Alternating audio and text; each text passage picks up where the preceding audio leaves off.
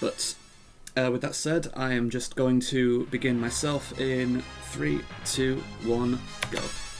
I'm going to bed. Alright, have a good rest then, Punchy.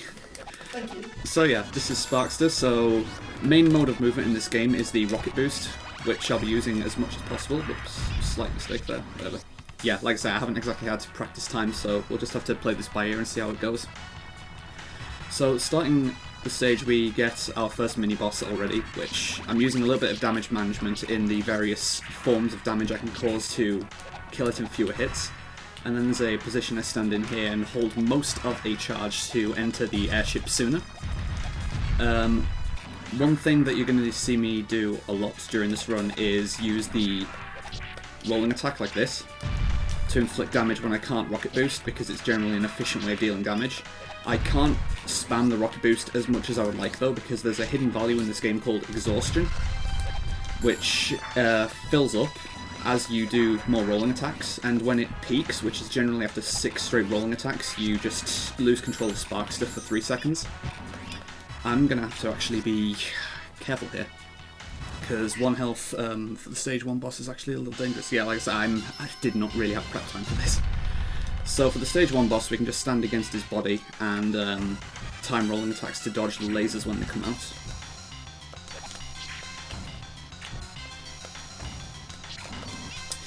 Alright, so that should be fine. Okay, still got away with that. And we got an optimal health bonus. So this is actually the best way I could have ended the stage, because one of the elements of this game, every time you get a stage clear screen, I'm going to get 2 score bonuses, the stage clear bonus and the life bonus. And the life bonus is larger the more health I have remaining, so I want to end each stage with as little health as possible. So stage 2 is coming up here. It's one of the most technical stages in the run easily, so I'm going to probably commentate a bit less just to focus on getting through the stage in one piece. Last time I tried to solidly commentate what I was doing in a marathon, I took way too many hits and really struggled on the boss, taking multiple deaths, so I'm just going to focus on finishing the stage first of all. This is probably the trickiest part of the stage here. Okay, good. So, not damage loss so far, but my health is good here. That's a nice little optimization that I used there, using rebound physics there. Whoops. Damn it, that's not good. I didn't particularly want to do that. I accidentally took an extra hit there from taking damage and then rocket boosting into an enemy. If you do that, then you can easily take rapid hits in succession. This is actually really bad health for this boss. This is basically RNG at this point, whether I get a clean fight on the boss. If he decides to use the wrong attacks, then he's just going to kill me very quickly.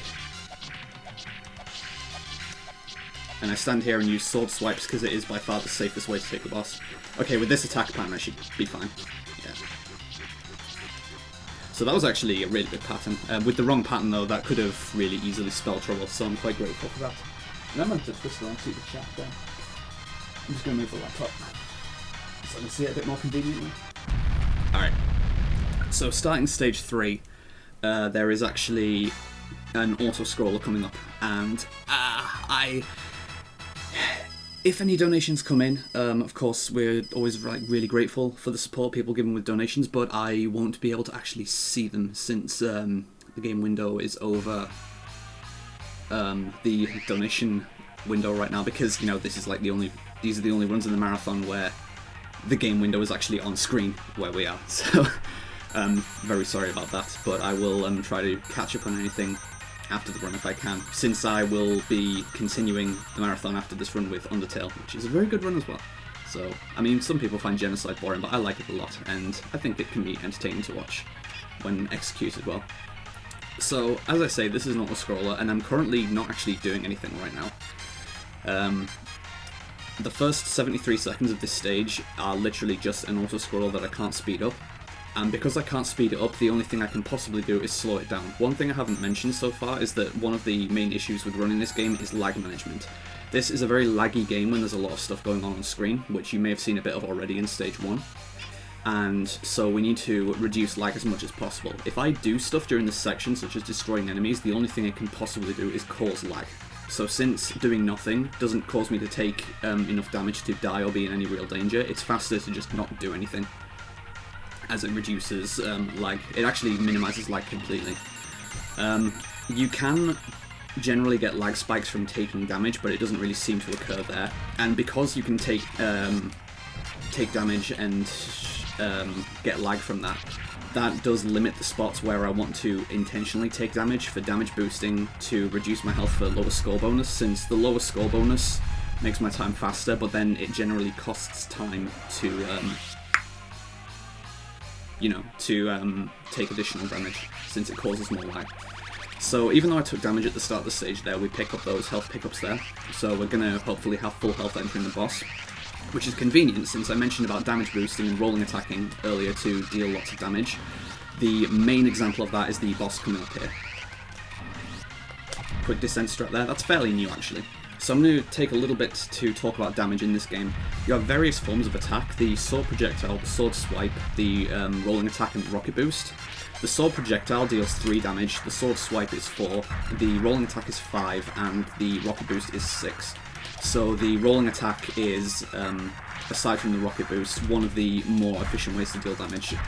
For pure DPS, it's the most efficient way, since you can roll attack far faster than you can rocket boost, so that's what we're going to use here. There's also a nice quirk where I mentioned about getting exhausted if you roll attack too much. If you take damage, it resets your exhaustion meter completely. So as long as you keep damage boosting, you can keep rolling attacking infinitely. So a lot of boss fights are going to follow that pattern there, where I just roll attack through them as much as possible. It's also possible to kill that boss with 0 health remaining, since the robot Birdemon, the Stampede, can kill it independently, and then if the boss dies, the death animation doesn't actually play properly. So entering stage 4, Submarine is also a very technical stage, so let's see what I can do here. Alright, not a perfect start, but I didn't take damage or take any massive recoil, so it's fine. This laser corridor here is a bit of a nightmare though. Alright, the damage I'm taking is not a problem since I'm going to get a big health pickup, and even if I accidentally miss the health pickup, this current health that I've got, if I'd had that current health there, then it would have been fine for the stage 4 boss if I'd maintained that health to the end of the stage. So one thing that I'm exploiting as much as possible for general movement as well is I'm rocket boosting as much as I can, but I'm also generally making sure that I'm airborne when I'm releasing a rocket boost, like, for example, gross. You'll see here, for instance. Because optimal movement in this game is a little weird, since although I want to be rolling attacking when I'm not rocket boosting, the roll attack immediately resets my speed to a lower value than after I exit a boost. Because like momentum in this game is extremely dynamic, and after exiting a boost, you maintain that speed when you enter the falling animation. So I'm actually just allowing myself to freefall after each boost, since it maintains the higher speed for a little bit, and then I only roll an attack once that speed has decayed a little bit. So there's quite a bit of rhythm involved in getting used to alternating rocket boosting and rolling attacking at the right times.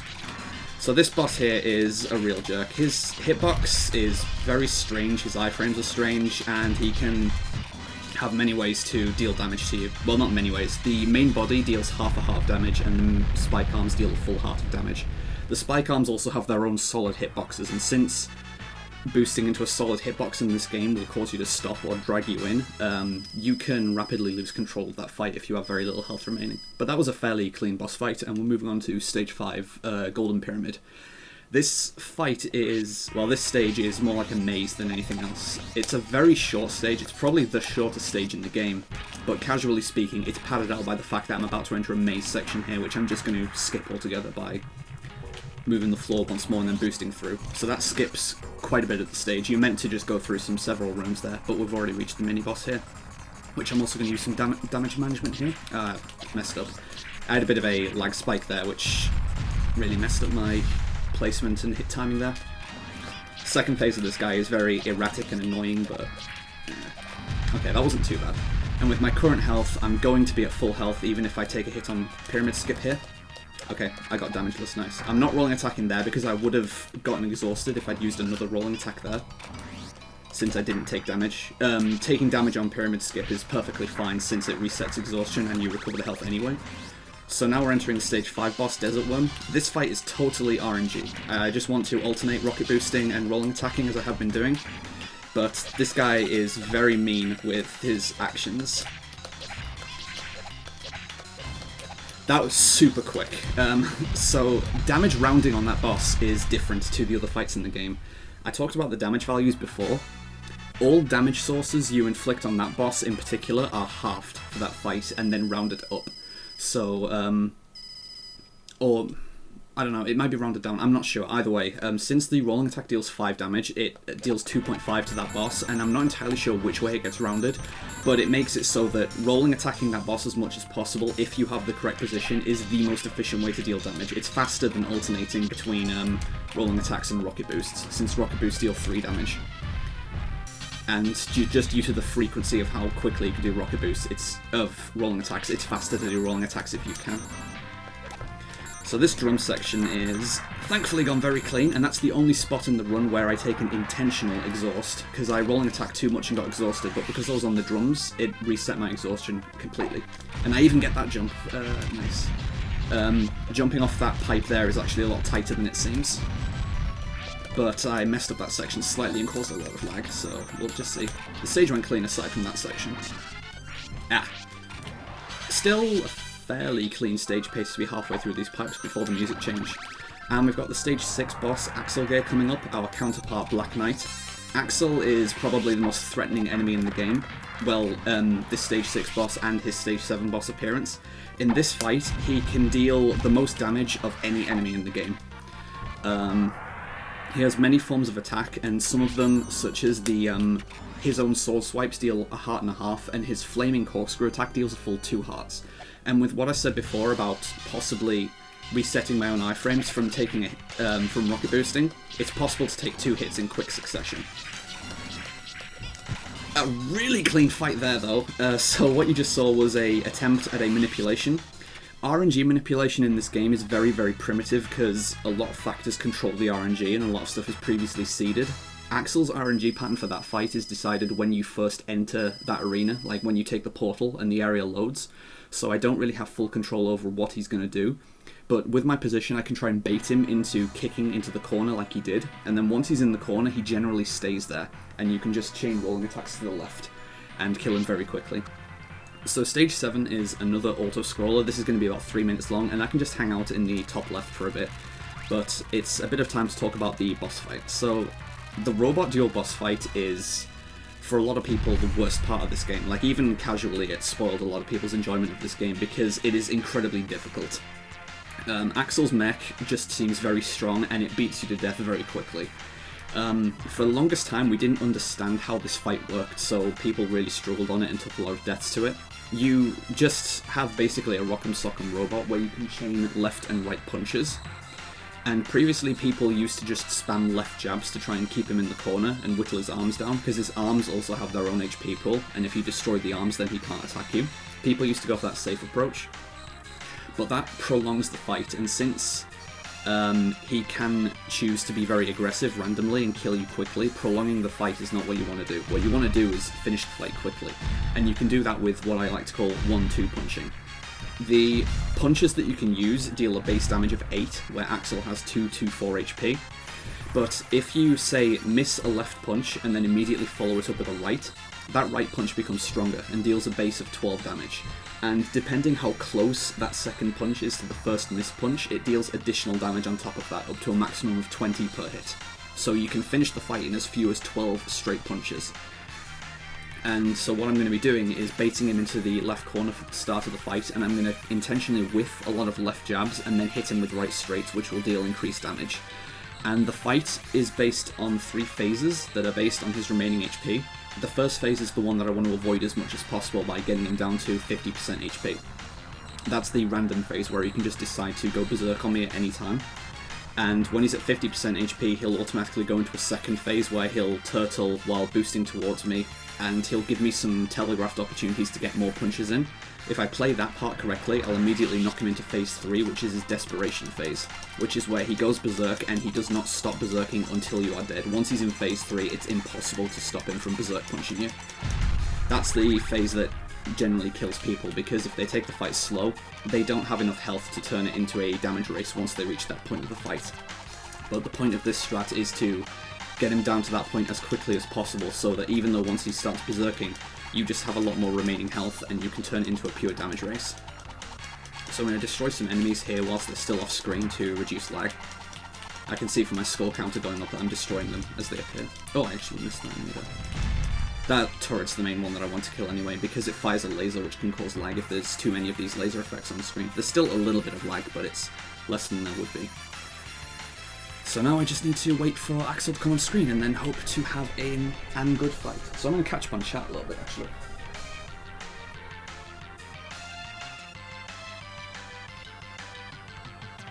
You know, not too much going on, but it's a fairly cozy marathon so far. And what is up, Noble Boy as well. Noble Boy is one of the other main runners of this game and has been getting some seriously good times. Not as good as mine. Nah, he's subbed my hard time a little bit, which I still need to get back, but normal and easy are still ruled by me for now. So this is the mech fight, so I'm going to really knuckle down and focus for a bit, because this is very, very easy to make a mistake on.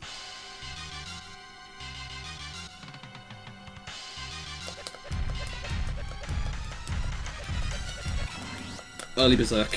This could be good or bad. This is the best opportunity to end the fight early.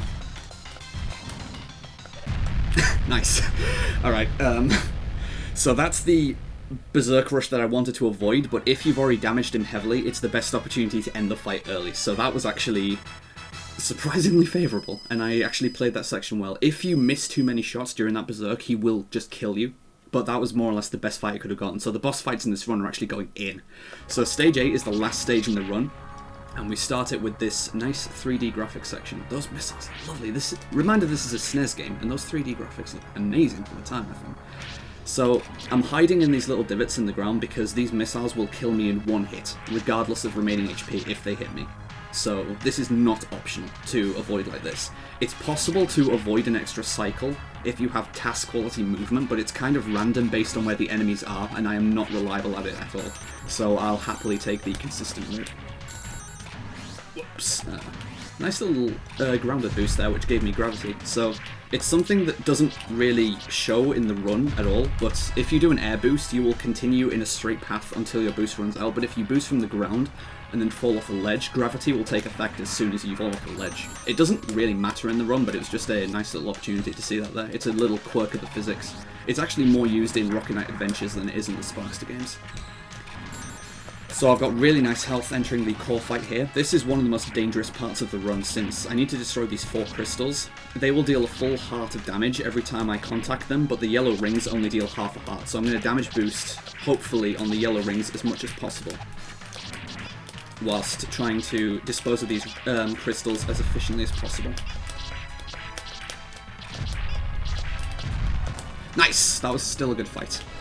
So based on how much I'm rocket boosting and resetting my iframes, it's very easy to take unintentional hits there and take damage too quickly, so I'm glad that went well. So just pick up some health here. So I'm half a heart down here, but if I maintain this health, okay, I haven't, never mind. If I maintained that health for the rest of the stage, I would have been at what I call practical maximum HP, because there's only the final boss left after this final vertical corridor. The final boss only deals damage in full heart increments, so with half a heart, I still would have had the same number of hits remaining until death, and this is the final boss here. I'll obviously call time on myself, which is when the final boss dies, so I will just hit the split key when he's done, and this is an amazing run, I'm not going to lie. This is actually a really, really good run. This is totally RNG as well. I'm -1 hit, but oh, he's giving me a bad start though. Okay, oh dear. Come on, be a bit more friendly, Linus. I'm sword swiping here because it is not safe to roll attack or rocket boost against this guy liberally. I can only sword swipe safely. Sorry. Oh, please die. Nice! Oh my god, that was close to world record. A sub 19 in a marathon. Oh my god! I cannot believe I just sub 19'd in a marathon with no practice, with no prep time, with no anything, with making mistakes in stage 2. Let's fucking go. That was unbelievable. And the tense finish, and I still can't see donations. God, this marathon's good. And I'm good at Sparkster. I'm going to move my game window now so I can... I still can't see donations, never mind. I can see donation incentives, but I don't actually know where the donations themselves are. So, wow, that was a very good run. I'm going to be back very quickly as I just grab a quick drink. and I will switch over to Undertale just now.